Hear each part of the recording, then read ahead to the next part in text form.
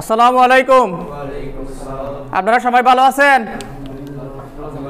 আলহামদুলিল্লাহ, আমিও ভালো আছি।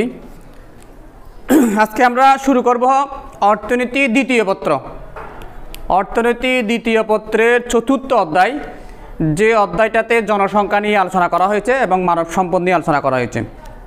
তো জনসংখ্যা বিষয়ক আলোচনার মধ্যে দুটা তত্ত্ব খুব বেশি গুরুত্বপূর্ণ তত্ত্ব এখানে। একটা হচ্ছে ম্যালথাসের জনসংখ্যা তত্ত্ব, আর একটা হচ্ছে কাম্য জনসংখ্যা তত্ত্ব। পাশাপাশি ডাল্টনের কাম্য জনসংখ্যা নির্ণয়ের একটা সূত্রও আছে। এই প্রত্যেকটা টপিকসে আমরা খুব সুন্দর করে আলোচনা করার চেষ্টা করব ইনশাল্লাহ। এখন আমরা আলোচনা করব হচ্ছে কি ম্যালথাসের জনসংখ্যা তত্ত্ব। ব্রিটিশ অর্থনীতিবিদ রবার্ট টমাস ম্যালথাস উনি জনসংখ্যা বৃদ্ধি এবং খাদ্যের উৎপাদন বৃদ্ধির মধ্যে সম্পর্ক দেখাতে গিয়ে একটি তত্ত্ব উপস্থাপন করেছিলেন। সেই তত্ত্বটাই অর্থনীতিতে ম্যালথাসের জনসংখ্যা তত্ত্ব নামে পরিচিত। এই তত্ত্বে উনি দেখাইছেন যে একটা নির্দিষ্ট সময় পর পর, সাধারণত উনি এখানে নির্দিষ্ট সময়টাকে প্রতি 25 বছর অন্তর অন্তর হিসাব করেছেন। প্রতি 25 বছর পর পর জনসংখ্যা বাড়ে জ্যামিতিক হারে। জ্যামিতিক হার বলতে 1, 1-এর ডবল 2, 2-এর ডবল 4, 4-এর ডবল 8, 8-এর ডবল 16, 16-এর ডবল 32 এভাবে। আর প্রতি 25 বছর অন্তর অন্তর খাদ্যের উৎপাদন, যেটা জীবন ধারণের জন্য সবচেয়ে বেশি গুরুত্বপূর্ণ উপকরণ, এই খাদ্যের উৎপাদনটা বৃদ্ধি পায় হচ্ছে গাণিতিক হারে। গাণিতিক হার বলতে 1, 2, 3, 4, 5, 6 এভাবে। এই যে জনসংখ্যার বৃদ্ধি এবং খাদ্যের উৎপাদন বৃদ্ধির মধ্যে সম্পর্ক দেখিয়ে উনি যে বক্তব্যটা দিয়েছেন, সেটাকে যদি সূচি আকারে প্রকাশ করা হয় তাহলে সূচিটা হবে এরূপ। সূচিতে দেখা যাচ্ছে দেখি বছর, তারপরে জনসংখ্যা বৃদ্ধি যেটাকে পি দিয়ে প্রকাশ করা হয়েছে, খাদ্যের উৎপাদন বৃদ্ধি যেটাকে এফ দ্বারা প্রকাশ করা হয়েছে। তাহলে বৃত্তি বছরে বা শূন্য বছরে, মানে বছরের শুরুতে বা বৃত্তি বছরে জনসংখ্যা বৃদ্ধি 1, খাদ্যের উৎপাদন বৃদ্ধিও 1। এরপর 25 বছর অন্তর বা 25 বছর পরে গিয়ে 25 বছরে এসে জনসংখ্যা বৃদ্ধি হলো 2, খাদ্যের উৎপাদন বৃদ্ধি হলো 2। আরও 25 বছর পর মানে 50তম বছরে এসে জনসংখ্যা বৃদ্ধি হলো 4, খাদ্যের উৎপাদন বৃদ্ধি হলো 3। আরও 25 বছর পর, দ্যাট মিনস 75 ইয়ার্স, 75 বছরে এসে জনসংখ্যার বৃদ্ধি হলো 8, খাদ্যের উৎপাদন বৃদ্ধি হলো 4।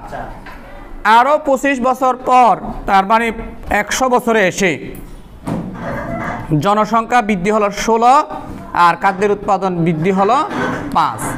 তাহলে আমরা এখানে দেখি যে সূচিতে প্রতি 25 বছর অন্তর অন্তর জনসংখ্যা বৃদ্ধি পাচ্ছে 1, 2, 2-এর ডবল 4, 4-2-8, 8-2-16 এভাবে যাবে। তার মানে এটাকে বলা হচ্ছে জ্যামিতিক হারে। ঠিক একইভাবে প্রতি 25 বছর অন্তর অন্তর খাদ্যের উৎপাদনটা যদি দেখি, এটা বাড়তেছে কিভাবে 1, 1, 2, 3, 4, 5 ... তার মানে এটাকে বলা হচ্ছে গাণিতিক হারে। এখন আমরা এই বিষয়টা যদি উদ্দীপকে দেওয়া থাকে যে এই সূচি থেকে জনসংখ্যা বৃদ্ধি এবং খাদ্য উৎপাদন বৃদ্ধির বিষয়টি চিত্রের সাহায্যে ব্যাখ্যা করো, আমরা একটু চিত্রের সাহায্যে দেখি।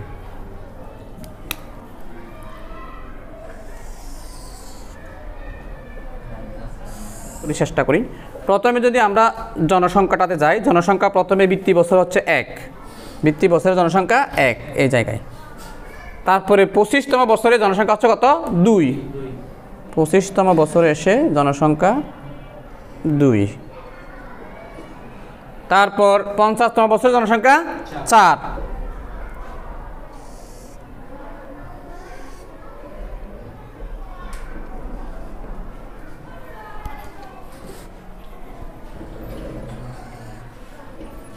পঞ্চাশতম বছরে 4।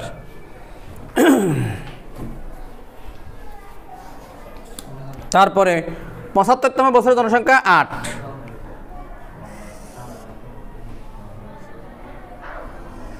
75তম বছরে 8।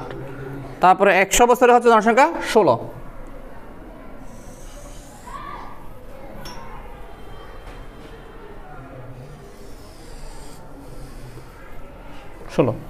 তাহলে আমি এখন জনসংখ্যার রেখাটা বের করতে পারবো।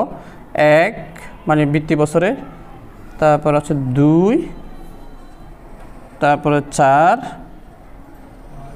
তারপরে 8, তারপরে হচ্ছে যে কি 16।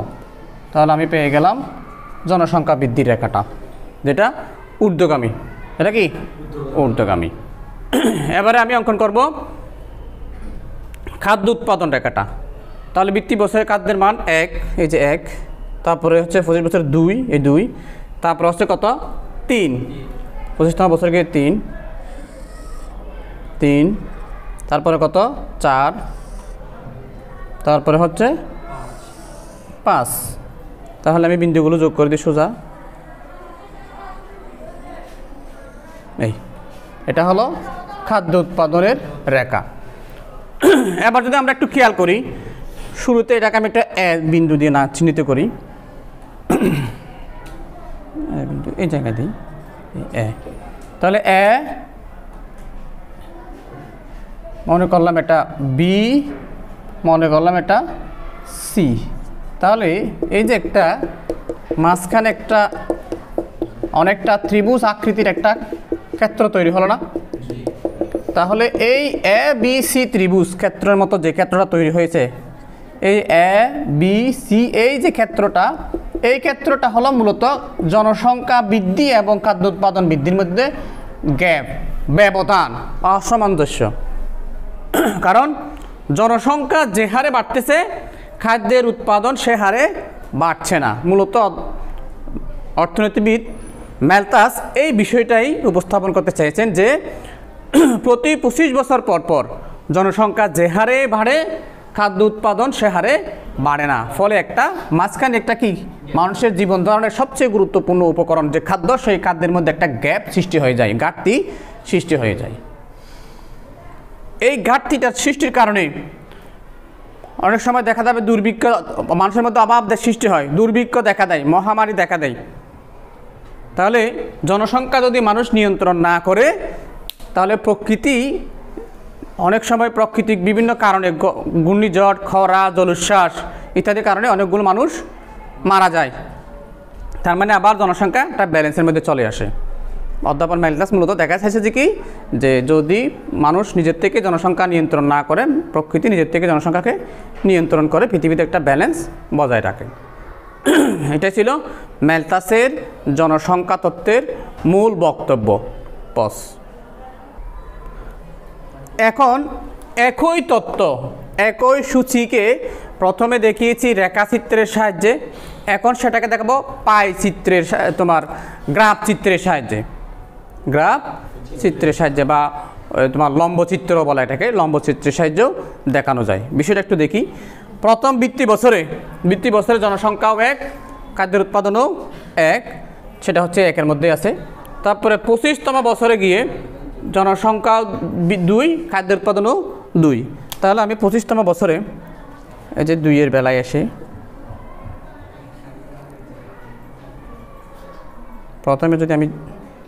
প্রথমে এই পাশে এটাকে জনসংখ্যায় দেখাই।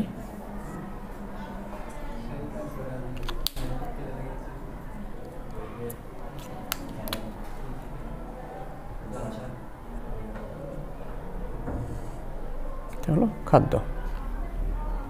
এরপরে 50তম বছরে জনসংখ্যা হচ্ছে 4, খাদ্য 3। তাহলে 50তম বছরে যাই।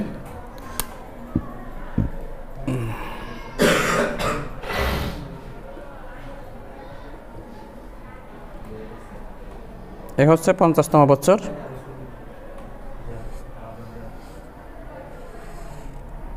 এটা হচ্ছে জনসংখ্যার এক স্তম্ভ। তারপরে এটা হচ্ছে খাদ্য বৃদ্ধির স্তম্ভ। এরপরে যদি আমি 75তম বছরে যাই, জনসংখ্যা হচ্ছে 8।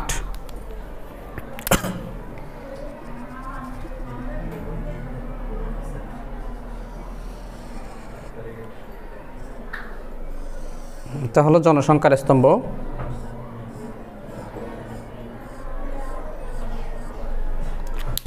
আর খাদ্য তখন হচ্ছে যে 5,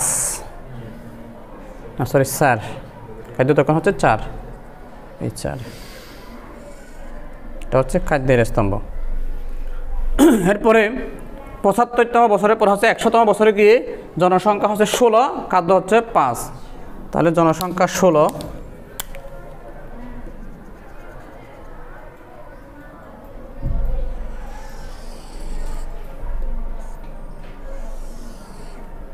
এটা হচ্ছে জনসংখ্যার স্তম্ভ।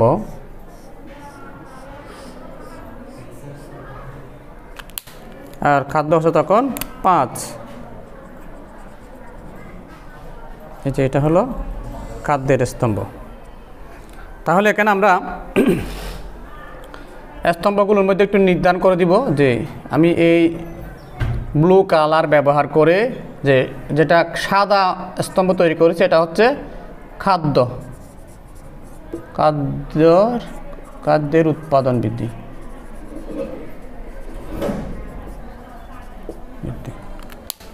আর যেটা ব্ল্যাক এবং ক্রস করে দেখিয়েছি, এটা হচ্ছে জনসংখ্যা বৃদ্ধি।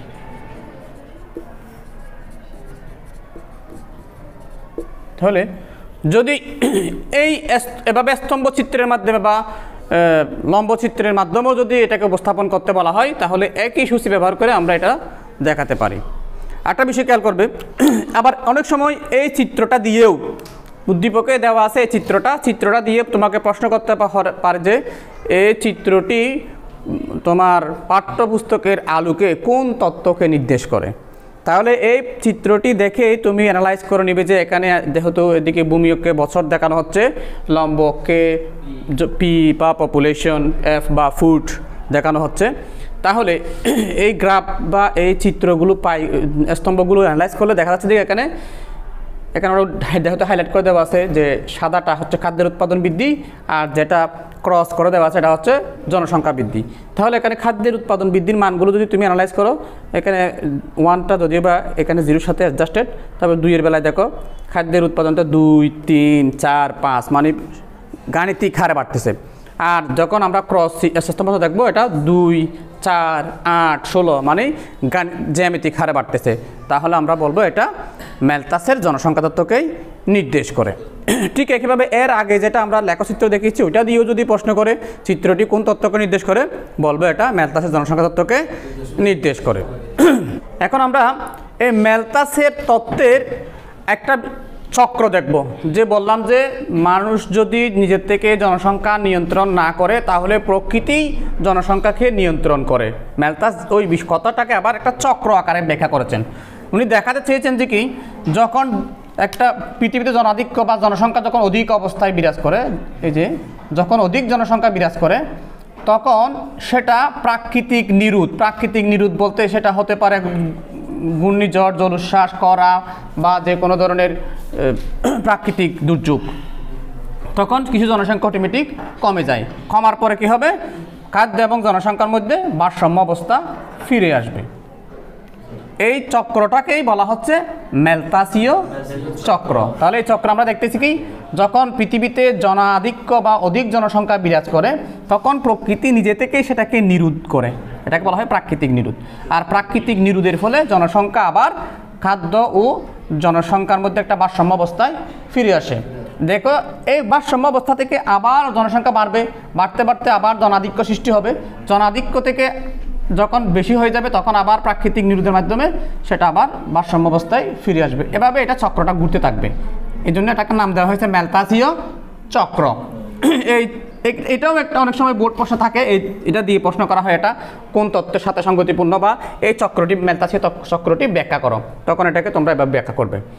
এখানে আবার এই তত্ত্বের কিছু সমালোচনাও আছে। অর্থাৎ অধ্যাপক ম্যালথাস বা টমাস ম্যালথাস যে তত্ত্বটা দিয়েছেন জনসংখ্যা বিষয় এবং খাদ্যের মধ্যে সম্পর্ক নির্দেশ করতে গিয়ে, সেটাকে বর্তমানে বিভিন্ন আধুনিক অর্থনীতিবিদগণ বিভিন্নভাবে সমালোচনা করেছেন। তার মধ্যে সবচেয়ে গুরুত্বপূর্ণ দুটি সমালোচনার কথা বলি। একটা হচ্ছে দেখি, বর্তমানে মানুষের জীবন মান উন্নতির কারণে, মানুষ ভোগ বিলাস এবং জীবনযাত্রার মান উন্নতির কারণে এখন আগের মতো অধিক সন্তান জন্ম দেয় না বা জনাধিক্যের দিকে যেতে চায় না। যদিও বা ম্যালথাস যে হারে দেখিয়েছেন জনাধিক্যের বৃদ্ধির কথা, বর্তমানে মানুষ সেই হারে জনসংখ্যা বৃদ্ধি প্রতি আগ্রহী নয়। তা এই জন্য আধুনিক অর্থনীতিবিদরা মনে করেন যে কি বর্তমানে ম্যালথাস যেভাবে দেখেছেন ওভাবে জনসংখ্যা বাড়ে না। আর একটা পয়েন্ট হচ্ছে দেখি, আগে কৃষিক্ষেত্রে প্রাচীন পদ্ধতিতে চাষবাস করা হতো, আর এখন যেহেতু কৃষিতে বৈজ্ঞানিক পরিবর্তন আসছে, এখন আমরা কৃষি যন্ত্রপাতি, বৈজ্ঞানিক যন্ত্রপাতি ব্যবহার করি, তারপরে বীজের ক্ষেত্রে উচ্চ ফলনশীল বীজ ব্যবহার করি, সেই দৃষ্টিকোণ থেকেও কৃষিক্ষেত্রে অনেক উৎপাদন বৃদ্ধি পেয়েছে।